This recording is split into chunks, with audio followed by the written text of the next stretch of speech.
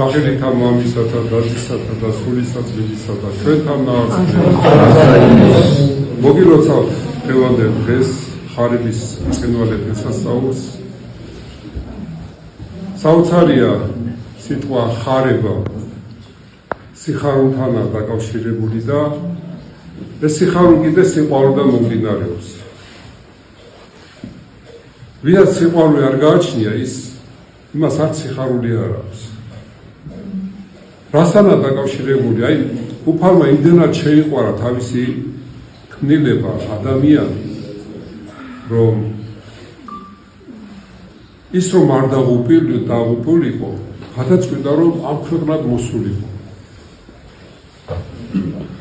აი თქვენ წარმოიდგინეთ, აი ამ სიყვარულის გამო მან დამცირება გადაიტანა, შეურაცხყოფა, გვარზე გაწვრთნა ჩვენს გამო, ჩვენი ცხოვრებისათვის, ჩვენი გადარჩენისათვის.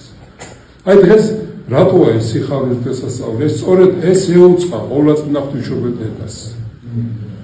იხარებოდნენ მაგრამ მარია უფალი შენთანაა. კურთხეულ ხარ შენ დედათა შორის.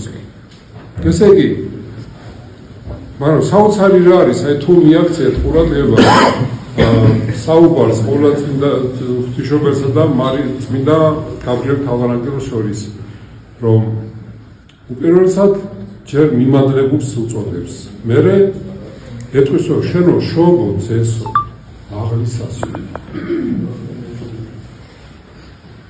რომლის სუფევა არ იქნება, რომლის სუფევა დასასრული არ იქნება და კი მაგრამ მე როგორო და მამაკაცი არ ვიციო. აი რა მარტივი საუბარი არის.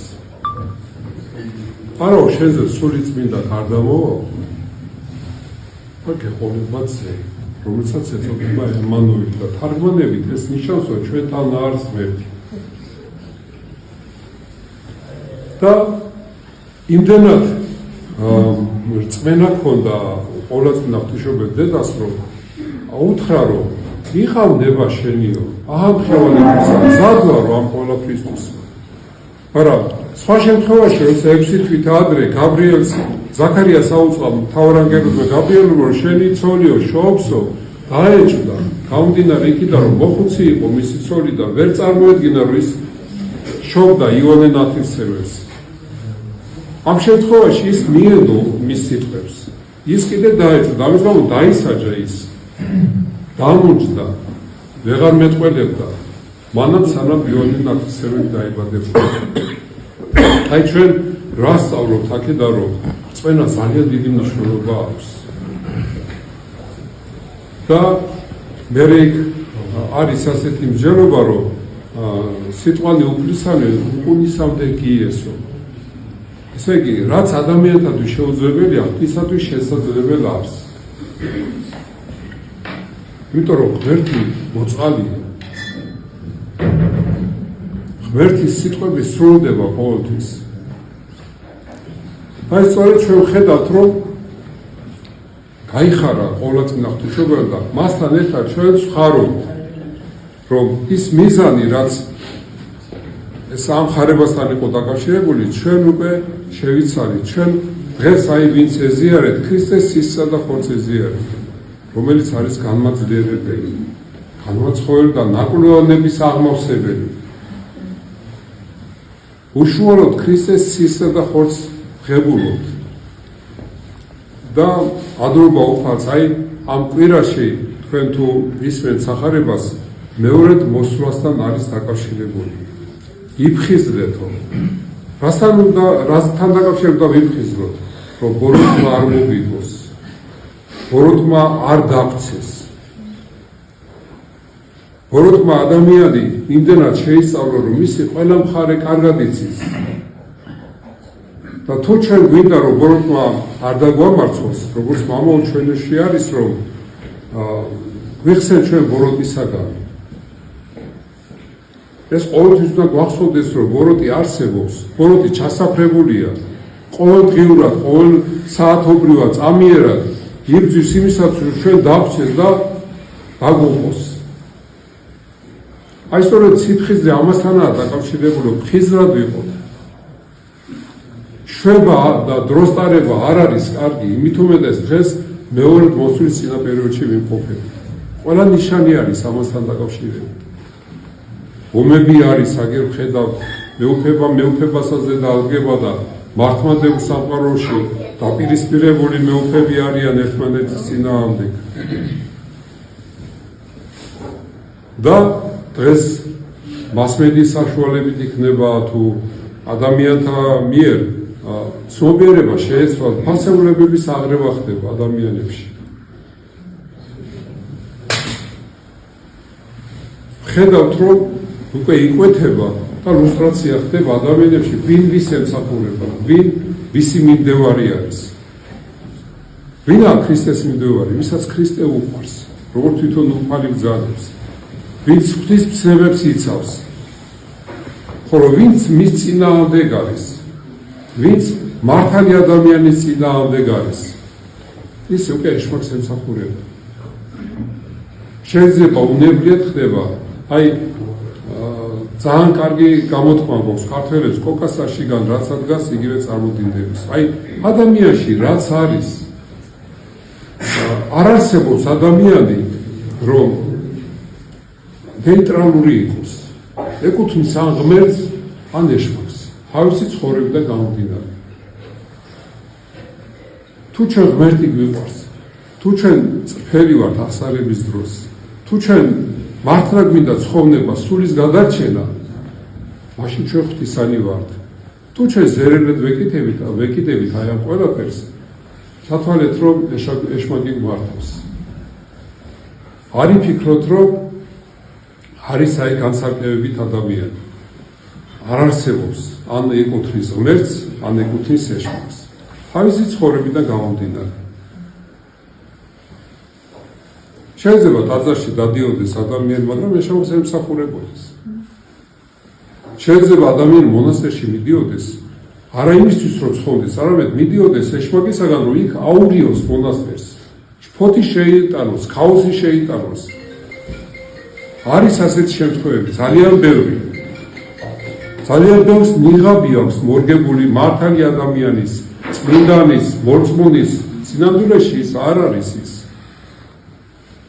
აი თუ ჩვენ თავში ჩავიხედავთ, მით უმეტეს მართვის დროს ჩვენ პირუთვნელად დავინახავთ და დავწუნდებით, ვის ვეკუთვნით, ღმერთს თუ ეშმაკს. აი სადაც თამაშია, სადაც მოჩვენებითობა არის, იქ უკვე ძალიან ცუდი მდგომარეობაა. და როგორც წმინდა მამები გვასწავლია, მოჩვენებითობა ეს არის ნომერ პირველი მტერი სიყვარულის. და სიყვარული თუ არ აქვს ადამიანს, ის არ არის წინაშე ღვთისა.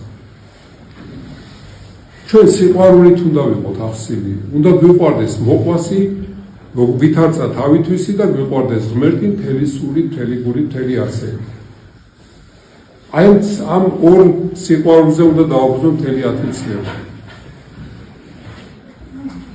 შეიძლება ურწმუნომ, არაეკლესიურმა სასწაულებიც მოიმოქმედოს, ეშმაკის ძალით. მაგრამ თუ სიყვარული არ გაგვაჩნია, არა ვარ წინაშე ღვთისა. თავარი სიყვარული არის. ეს ყოველთვის გვახსოვდეს, თუ რა არის სიყვარულის ნომერ პირველი მტერი, ესაა მოჩვენებითობა, ესაა ფარისევლობა. ესაა ადამიანი, როცა თამაშობს. ვიწერია სახარებაში, ხო და არა. მესამე ეშმაკისაგან არის. აი დიპლომატიას რო ეძახიან, ის არ არის ღვთიური. სიბრძნე კი, იყავით ბრძენი ვითარცა გველნიო. სიბრძნე სხვა რამე არის. სიბრძნე სულიერებასთანაა დაკავშირებული. სული წმინდის მადლით ვიმართებით ჩვენ, როცა სიმდაბლე გაგვაჩნია, როცა ღმერთი გვიყვარს, როცა მოყვასი გვიყვარს. აი მაშინ სუფევს ჩვენში სული წმინდა. თუ ჩვენ ამპარტავანი ვარ და ჩვენ თავზე დიდი წარმოდგენა გვაქვს, მაშინ ჩვენ ღმერთისგან ძალიან შორსა ვართ. და შინაგანი მდგომარეობით საზროთ ყველა მოვლენას და ვაფასებთ ყველა მოვლენას. არა სულიწმიდით, არამედ ჩვენიდან გამომდინარე. მერთვა გაგაძლიეროთ. ძალიან მნიშვნელოვანი ეტაპზეა სულიად საქართველოს. თქვენ ნახეთ მისი უწმინდესობის ბოლო დღეები, რამხელა სიყვარული გამოხატა ქართველმა ერმა. ეს იყო ერთიანობა, სიყვარულის შიგაერთიანება. აი რაც დათესა, ის მოინკო პატრიარქმა. სიყვარული დათესა. მთლიანად ერში და სიყვარულით უპასუხა ქართველმა ერამ. ეს იყო უდიდესი მოვლენა და ეს იყო მტკიცებულება იმისა, რომ ქართველი ერი ყოვლადწმინდა ღვთისმშობლის წყაროების ქვეშ არის. ქართველი ერი ერთგულია ჭეშმარიტი სარწმუნოების და მართლმადიდებლობის.